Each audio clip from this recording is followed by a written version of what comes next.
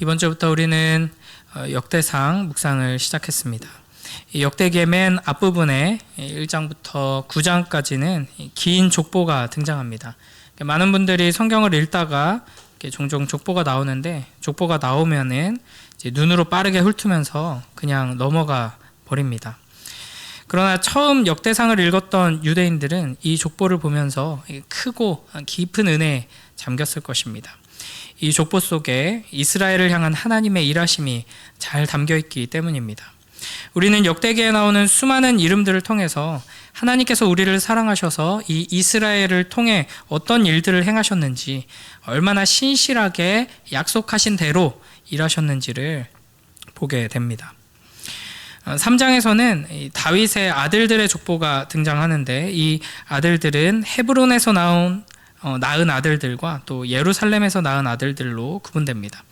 또 솔로몬의 아들들을 이제 10절부터 쭉 이야기하는데요. 10절부터 16절까지는 솔로몬으로부터 남유다 왕들의 족보가 나오고, 17절부터 24절은 유다가 멸망하고 바벨론으로 끌려갔다가 다시 돌아올 때까지의 후손들을 언급합니다. 이처럼 역대기는 다윗의 집안과 후손, 특히 이 솔로몬의 후손에 관심을 기울이면서 기록하고 있습니다. 이들에게 언약을 주셨던 그 하나님께서, 언약에 신실하신 하나님께서 이 포로 귀환 이후에도 약속하신 대로 이스라엘을 붙드시고 함께 하신다 하는 것을 소망하는 그 믿음을 우리에게 제시하고 있는 것입니다. 본격적으로 오늘 본문을 살펴보면, 먼저 3장 1절부터 9절에서는 다윗의 아들들의 이름을 볼 수 있습니다. 그런데 이 다윗의 아들들이 참 다양한 여인들로부터 나왔죠. 첫째 부인이었던 사울의 딸 미갈은 자식이 없었지만, 이제 이후에 아히노암, 아비가일, 마아가, 핫깃, 아비달, 에글라, 또 밧수아라고 되어 있는데 이 밧세바죠. 여러 여인들을 통해서 19명의 아들을 다윗은 두었습니다. 이렇게 많은 배다른 아들들로 인해서 사실 다윗의 가정사가 평탄하지 않았죠. 또 그 가정만 복잡했던 것이 아니라 이로 인해서 온 이스라엘이 혼란에 빠지기도 했습니다. 압살롬은 다윗을 몰아내고 스스로 왕이 되고자 반역을 했고, 결국 다윗은 도망자 신세가 되기도 했습니다.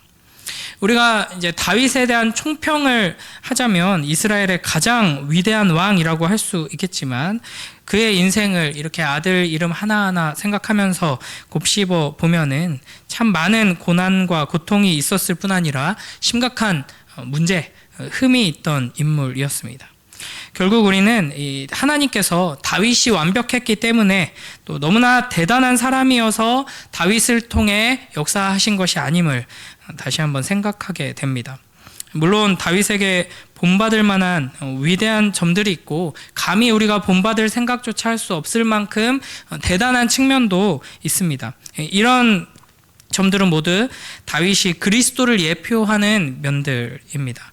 그러나 오늘 우리가 기억해야 할 것은, 하나님께서는 다윗의 많은 실수와 죄와 실패와 연약함에도 불구하고 다윗에게 그 언약을 주셨고, 다윗에게 주신 그 언약을 신실하게 성취해 가신다 하는 것입니다.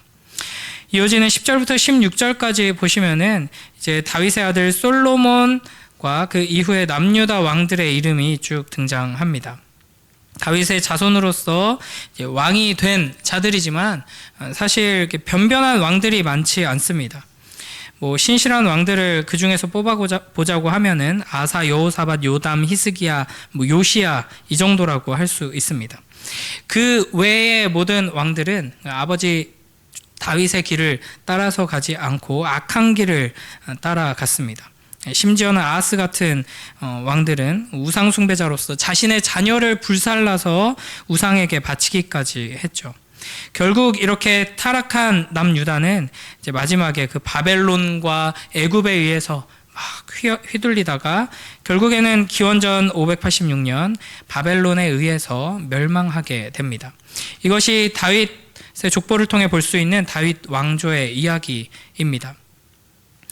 그러니까 답답하기 짝이 없는 인생들, 또 죄악으로 가득 찬 그 인생들을 통해서 하나님의 약속의 역사가 이어지는 것을 보게 되는 것이죠. 그래서 결국 하나님과 맺은 그 언약을 깨트리게 되고 하나님께서 경고하시고 약속하셨던 대로 이제 바벨론의 포로로 끌려가고 약속의 땅에서 쫓겨남을 당하게 됩니다. 그러나 이 바벨론의 포로로 잡혀간 이후에도 다윗의 후손이 이어져 가고 있다 하는 것을 또 우리는 이 족보를 통해 확인하게 됩니다.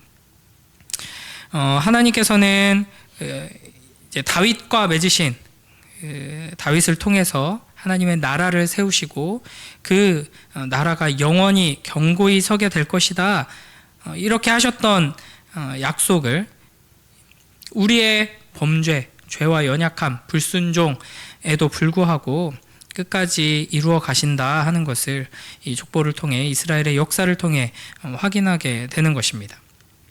그래서 이제 17절 전후로 쭉 이어지는 계보가 이 사실을 분명하게 보여줍니다. 19절에 보면 포로에서 돌아온 자들 중에 성전을 재건한 스룹바벨이 들어 있습니다. 이 스룹바벨은 여고냐, 곧 여호야긴의 손자입니다. 예루살렘 패망과 함께 최후를 맞은 유다의 마지막 왕은 시드기야였습니다. 하지만 이스라엘 백성은 법적으로 유다의 마지막 왕을 여고냐로 기억했습니다. 왜냐하면 여고냐는 예루살렘이 패망하기 이전에 바벨론의 포로가 되었고, 포로가 된 지 37년이 지난 후에는 풀려나서 그 지위를 회복했기 때문이죠. 그러니까 시드기야는 끝까지 하나님의 말씀을 거부하면서 버티다가 예루살렘이 망하면서 함께 사라진 인물이지만, 여고냐는 바벨론 포로가 되어서도 이 언약의 씨앗으로 남아있던 인물입니다. 이 씨앗이 하나님께서는 결국 다시 싹이 나게 하시고 그 싹에서 다시금 하나님의 나라가 자라나 이제 열매 맺게 하신다 하는 것을 그의 손자 스룹바벨을 통해서 이루어지는 이 재건의 역사를 확인하며 믿고 신뢰하게 되는 것입니다. 우리는 이 아담으로부터 시작해서 포로에서 돌아온 사람들에 이르기까지 길게 지루하게 제시되고 있는 이 사람들의 이름을 보면서 마치 자신의 양 하나하나의 이름을 부르시는 목자이신 주님을 떠올리게 됩니다. 이 포로에서 돌아왔지만 영광스러운 하나님 나라에서 이미 너무나도 멀어져 버린 연약하고 공허하고 이 비참한 현실 속에서 하나님께서는 이 모든 역사를 주관하시는 분이 바로 여호와 하나님이시다, 우리의 아버지시다 하는 것을 분명하게 보여주십니다. 하나님께서는 오늘날에도 마찬가지로 우리를 위해서 우리와 언약을 맺으시고 그 약속하신 대로 신실하게 언약의 역사를 이루어 가십니다. 하나님의 언약 백성 한 사람 한 사람의 이름을 불러내시며 그 한 사람 한 사람을 통해서 하나님의 역사를 이루어 가시는 것이죠. 그러므로 나 자신의 연약함이나 내 안에 어떤 문제들, 또 이 세상의 어떠함에 실망하거나 절망할 것이 아니라 오직 신실하신 하나님을 의지하면서 우리에게 주신 그 약속의 말씀을 붙들고 하나님의 그 약속하신 대로 그 말씀이 이루어지기를 소망하며 나아가야 하는 것입니다. 이 4장에서는 유다의 나머지 족보들을 쭉 언급하면서요, 유다 자손의 족보 중에서 특히 야베스의 기도를 소개하고 있습니다. 이는 단순히 갑자기 뜬금없이 등장하는 어떤 기도의 모범 이런 것이 아니라 이 족보와 사람의 이름들을 쭉 제시하시는 그 같은 맥락 안에서 같은 메시지를 주는 장치라고 할 수 있습니다. 우리 4장 9절 10절 말씀 함께 읽어보겠습니다. 시작. 야베스는 그의 형제보다 귀중한 자라. 그의 어머니가 이름하여 이르되 야베스라 하였으니 이는 내가 수고로이 낳았다 함이었더라. 야베스가 이스라엘 하나님께 아뢰어 이르되 주께서 내게 복을 주시려거든 나의 지역을 넓히시고 주의 손으로 나를 도우사 나로 환난을 벗어나 내게 근심이 없게 하옵소서 하였더니 하나님이 그가 구하는 것을 허락하셨더라. 아멘. 야베스는 태어날 때부터 이제 어머니를 힘들게 한 사람, 그래서 그의 삶에 항상 고통이라는 꼬리표가 따라 붙어 있는 사람이었습니다. 이런 이제 어려운 상황 속에서 야베스가 할 수 있는 것은 족보였죠. 그래서 야베스는 하나님께 복을 구합니다. 나의 지역을 넓혀주시고 나를 도우소서, 이렇게 기도를 하죠. 하나님께서 그 기도에 응답하셔서 야베스에게 복을 주십니다. 복을 주세요 했더니 복을 받았습니다. 내 땅 하나님 더 넓어지게 해주세요 했더니 넓은 땅을 소유하게 되고 다스리게 된 것이죠. 그러니까 요것만 딱 떼서 보면은 하나님 복 주세요 기도하면 이루어 주시는 하나님, 그래 내가 믿는 하나님은 전능하신 하나님이지, 나도 복 주세요, 내 사업도 확장시켜 주세요, 내 자녀 잘 되게 해주세요, 기도하면 응답해 주실 거야, 이렇게 이제 적용을 해버리고 막 이런 이상한 야베스의 기도 뭐 이런 책도 나오고 그렇죠. 그러나 지금 이 맥락 안에서 우리가 봐야 합니다. 그리고 기본적으로 가장 큰 성경의 축복이라는 맥락에서 생각해 보면 하나님께서 우리에게 주시는 축복의 약속은 단순히 한 개인이 가지고 있는 욕망을 들고 나아가서 축복을 구하라는 방식으로 주시는 말씀이 아니라 이스라엘이라는 언약 공동체에게 주시는 언약적인 축복의 말씀입니다. 그래서 꼬리가 되지 않고 머리가 되게 하여 주시옵소서. 저 어렸을 때도 교회 어른들, 집안의 어른들이 막 자녀들, 자손들에게 그렇게 기도하잖아요. 그 한 사람이 그 있는 곳에서 머리가 되고 자기가 욕망하는 그 방식으로서 높은 자리에 오르라는 그런 말씀이 아니라 이스라엘 공동체가 하나님께서 심어두신 그 자리에서 그와 같은 역할을 하라는 축복의 메시지인 것이죠. 그러니까 야베스라는 사람도 지금 어려운 상황에 있었습니다. 내세울 것이 없는 상황에 있었고, 무엇보다도 하나님께서 주신 그 약속의 땅을 소유하고 다스리지 못하는 상황 가운데 있었습니다. 그 가운데서 이 야베스는 하나님의 약속을 신뢰했고, 하나님께서 약속하신 그 땅을 내가 소유하고 다스리면서 하나님의 뜻을 이루고 하나님의 영광을 나타내고 싶습니다 기도한 것이죠. 그 기도에 하나님께서 응답하셔서 야베스를 축복하시고 야베스를 통해 하나님의 언약을 이루시며 뜻을 나타내시고 영광을 보여주시는 것입니다. 우리도 이와 같은 기도로 나아가야 합니다. 그러니까 기도 자체는 똑같을 수 있습니다. 나의 사업을 확장시켜 주시고, 나의 지경을 넓혀 주시고, 우리 자녀들의 시야를 더 넓혀 주시고, 기도 자체는 똑같을 수 있지만 그 기도를 하는 목적이 단순히 하나님 복 주세요 하면 복 주시는 하나님이지, 램프의 요정 지니처럼 하나님을 생각하면서 하나님을 이용하려는 기도가 아니라 하나님께서 약속하신 그 약속이 나를 통해, 우리를 통해 이루어지기를 소망하는 언약의 백성들이 드리는 기도로서 하나님 우리의 가정 회복시켜 주시고 복 주시고 우리의 자녀들 크게 사용해 주세요 하고 기도하는 것이죠. 이렇게 언약의 하나님을 붙들고 기도하는 자들에게 하나님께서는 복 주시고 그 기도하는 백성들을 크게 사용하셔서 이 땅 가운데 하나님의 영광을 나타내 주실 것입니다. 이어서 21절, 23절 한번 보시면은 우리 4장 21절, 23절 한번 함께 읽어볼까요? 시작.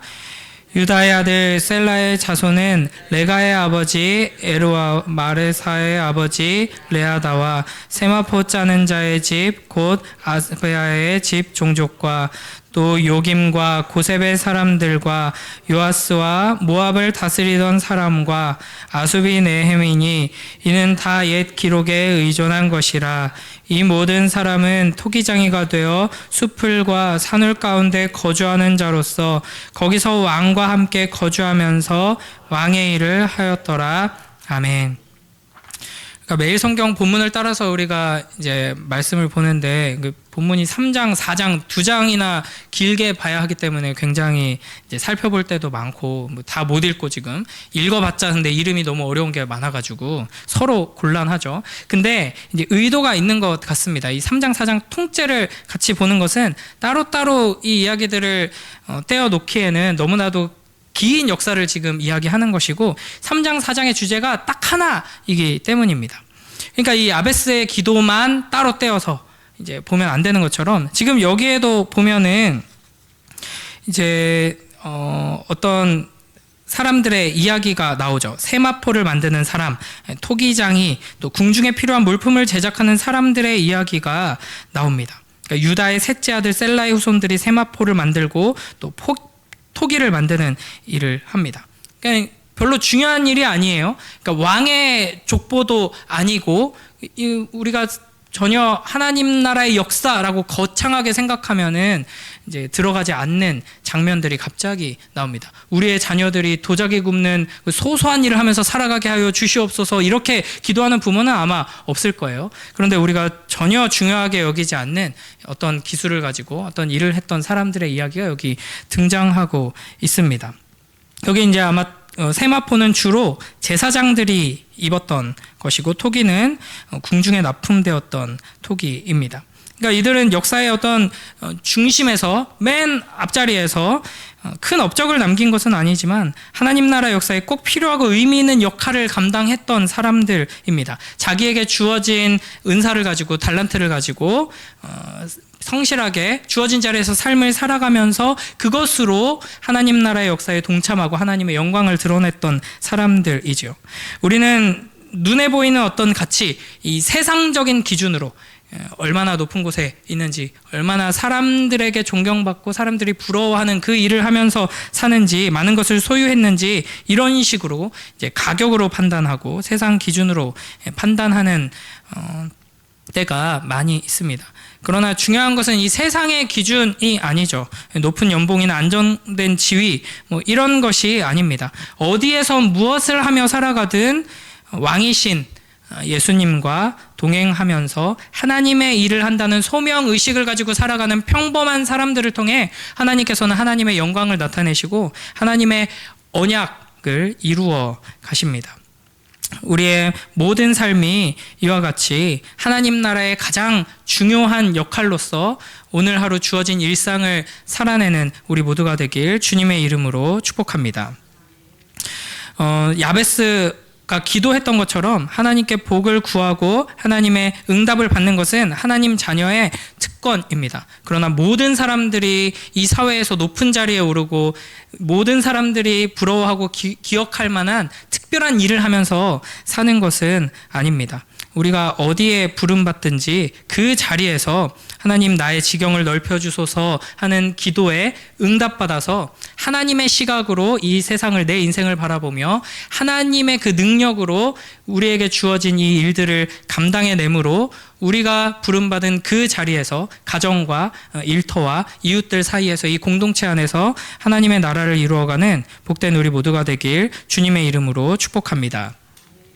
마지막 38절부터 43절을 보면 같은 맥락에서 같은 주제로 또 한 가지의 이야기가 나오면서 마무리가 됩니다. 4장 38절부터 43절인데요. 시므온 지파 이야기가 나옵니다. 시므온 지파는 가나안 정복 전쟁 후에 땅을 분배받을 때 유다 지파 그 지역 안에 속한 작은 땅을 받습니다. 그러니까 유다 지파 가장 중요하고 크고 강력한 지파의 땅 안에 한 부분에 속한 작은 지파가 시므온 지파였던 것이죠. 근데 여기 이야기를 보면은 이 지파가 하나님의 약속을 붙들고 땅을 차지하는 이야기를, 믿음으로 땅을 정복해가는 이야기를 기록하고 있습니다. 특히 이제 이 때에는 그러니까 아수르가 유다를 에워싸고 있는 어려운 시대였습니다. 그러니까 모두가 움츠리고 있던 때였죠. 그때 시므온 지파는 믿음으로 땅을 정복해 갔던 것입니다. 그러니까 이와 같은 시므온 지파의 특별한 사례, 적극적인 개척의 역사를 역대기가 이 3장 4장 맨 마지막 부분에 강조하고 있는 것은 마찬가지로 이 포로기한 이후에 위축되어 있는 하나님의 백성들, 우리가 뭐 이제 하나님의 나라를 위해 뭘 할 수 있을까 싶고 하나님의 언약이 이제 다시 이루어질까라고 이제 의심할 수밖에 없는 상황 속에서 하나님께서는 우리와 여전히 함께 하시며 그 약속을 신실하게 이루시는 하나님이다. 지금까지 약속하신 대로 이루셨고 지금도 그 약속을 우리에게 주면서 믿으라고 말씀하신다. 그러므로 우리가 하나님 우리를 통해 역사하시길 원합니다 라고 기도한다면 우리를 통해 하나님의 역사가 이루어질 것이다 라고 말씀하신다라는 것을 이 장면들을 통해 우리에게도 동일하게 말씀하고 계시는 것입니다. 우리가 오늘 이 말씀을 붙들고 하나님의 약속을 기대하는 마음으로 기도하며 나아가길 주님의 이름으로 축복합니다. 오늘 대통령 선거가 있는 날인데요.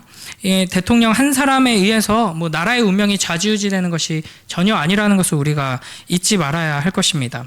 하나님께서는 우리의 연약함과 어리석음, 심지어는 불순종과 온갖 죄악에도 불구하고 약속하신 대로 역사를 주관해 가시며 하나님의 영광을 나타내십니다. 특별히 하나님의 연약하고 부족하고 작은 이 백성들이 기도하면서 말씀대로 순종하며 약속대로 한 걸음 내디딜 때 그 가운데 능력을 주시고 지혜를 주시고 역사를 이루어 가실 것입니다.